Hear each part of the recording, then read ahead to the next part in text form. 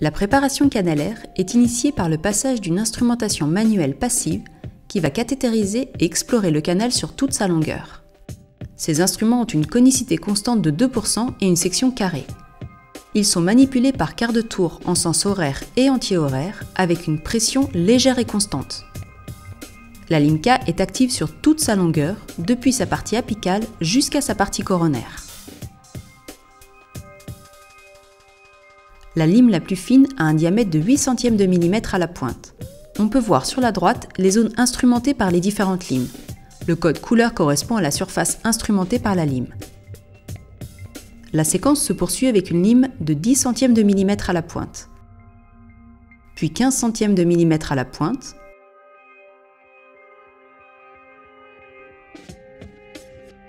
puis 20 centièmes de millimètre à la pointe.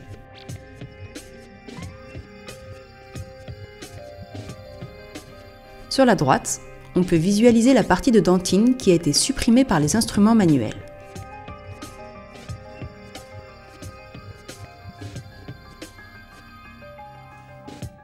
On remplit le canal avec un chélatant qui va faciliter le passage des premiers instruments. La première lime est saisie entre la pulpe des doigts. Elle est précourbée sur les 2 ou 3 derniers millimètres apicaux avec une paire de presselles.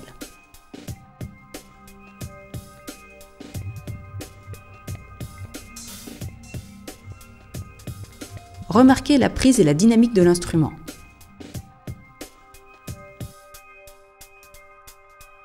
Le canal est exploré en animant l'instrument d'un mouvement quart de tour horaire, quart de tour anti-horaire jusqu'à la longueur estimée sur la radio préopératoire.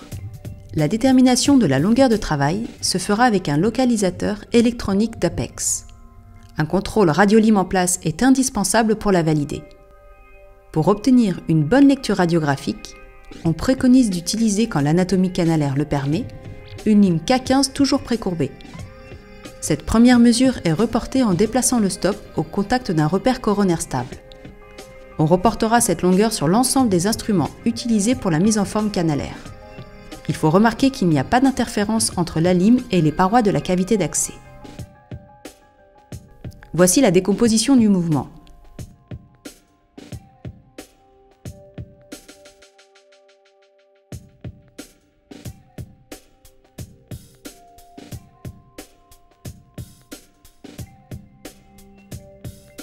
Quart de tour horaire, quart de tour anti-horaire et légère pression. Nous voyons maintenant les effets de la lime K8 dans le canal. Sa progression se fait en mouvement alternatif d'un quart de tour à droite et un quart de tour à gauche, tout en progressant vers l'apex. Cette longueur devra être confirmée au moyen d'un localisateur d'apex et d'une radiographie rétro-alvéolaire. Après vérification de la longueur de travail sur une règle endodontique, la lime K est introduite jusqu'à la longueur de travail avec de petits mouvements de va-et-vient. On va perméabiliser plus particulièrement la région apicale.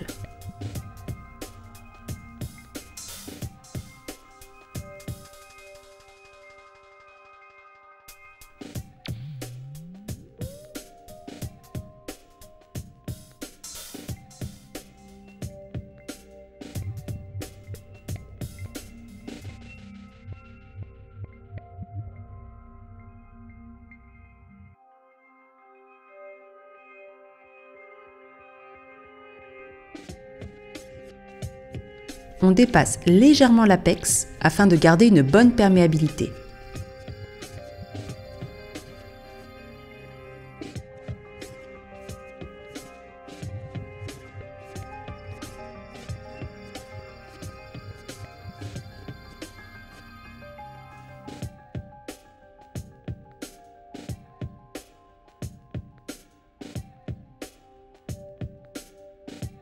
On conserve un mouvement de va-et-vient tout en augmentant l'amplitude.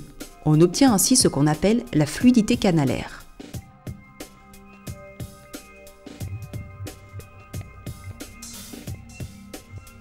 Chaque instrument actif est vérifié dans son intégrité et nettoyé avec une compresse stérile imbibée d'hypochlorite de sodium à 2,5%. Il est ensuite obligatoirement rangé à sa place. En résumé, l'exploration du canal se fait toujours avec des limes manuelles précourbées de la K8 à la K15. Lorsque le cathétérisme est terminé, toutes les techniques de préparation canalaire ont en commun des méthodes séquentielles. Une lime K10 est ensuite utilisée pour l'exploration du système canalaire. La précourbure est réalisée en ourlant la pointe de l'instrument entre les morts d'une paire de précelles. Il est important que cette courbure soit régulière et n'occupe que les 3 à 4 dernières spires. La progression apicale dans le canal de la lime K10 précourbée se fait par une poussée légère, puis activée par un mouvement de quart de tour horaire, puis quart de tour anti-horaire jusqu'à la longueur de travail indiquée par le stop. La lime est ensuite retirée dans un mouvement horaire complet afin que les bouts d'antinaire restent prisonnières des spires. Ce mouvement de reptation en direction apicale peut se faire en un seul temps, sous irrigation permanente d'hypochlorite de sodium à 2,5%. Si la lime K10 bloque avant d'atteindre la longueur de travail estimée, on ne doit en aucun cas forcer ou pousser cet instrument.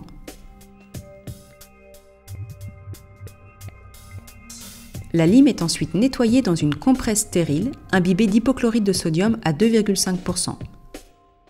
Le canal est irrigué avec 1 ml au minimum d'hypochlorite de sodium à 2,5%.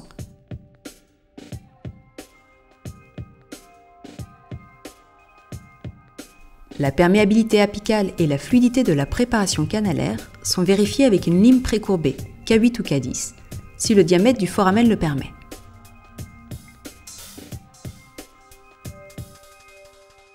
La seringue d'irrigation ne permet pas aux irrigants d'atteindre la zone apicale. C'est ce qu'on appelle l'irrigation passive. Par contre, l'instrumentation manuelle, comme tous les systèmes d'irrigation dynamique, porte les solutions dans les derniers millimètres apicaux. C'est l'irrigation active.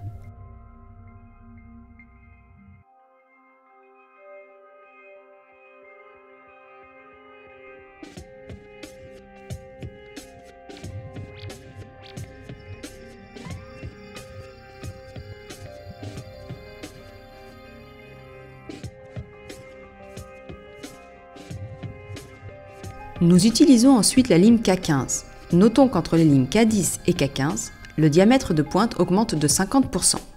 L'opérateur constate une rigidité plus importante sur cet instrument. La gestuelle est identique à celle de la lime K10. On reporte la longueur de travail à l'aide d'une réglette endodontique. On la précourbe comme pour la lime K10.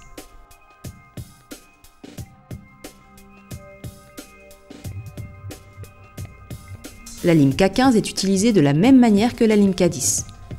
Légère poussée jusqu'au blocage, puis mouvement de rotation, un quart de tour horaire et quart de tour anti-horaire jusqu'à la longueur de travail.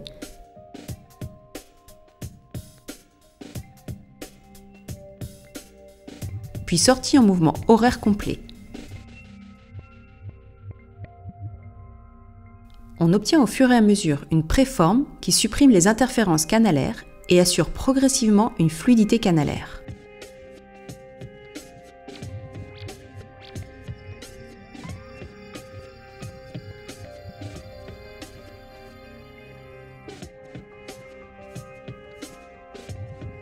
L'instrument est bien sûr nettoyé toujours dans une compresse stérile imbibée d'hypochlorite de sodium à 2,5% et vérifié avant d'être replacé sur le plateau technique. Le canal est irrigué par 1 ml minimum d'hypochlorite de sodium à 2,5%, puis la perméabilité apicale est contrôlée avec une lime K8 ou K10 précourbée.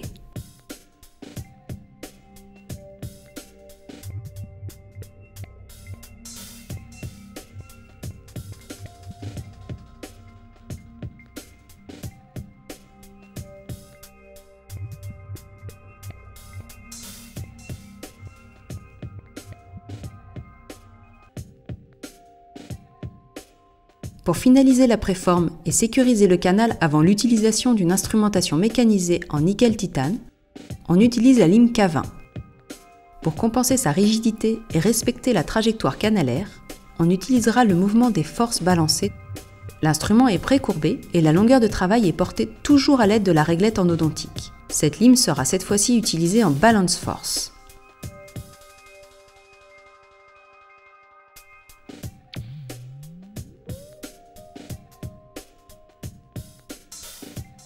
L'instrument progresse dans le canal jusqu'à la position de blocage.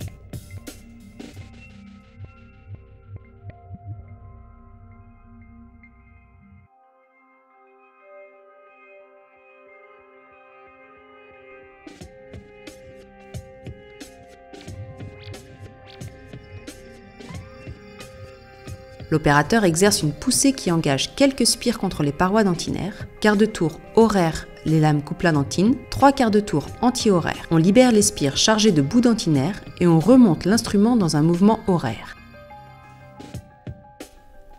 On progresse sous une irrigation abondante.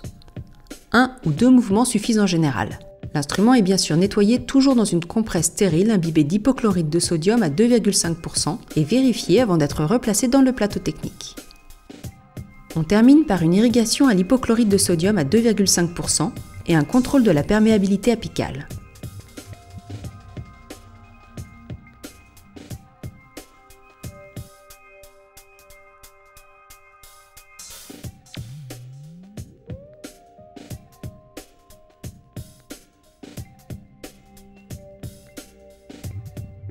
Les LIMCA assurent la première étape de la mise en forme canalaire.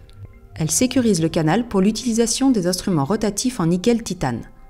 La maîtrise de cette instrumentation est indispensable en endodontie. Il faut absolument respecter la séquence et maîtriser la gestuelle de chaque instrument.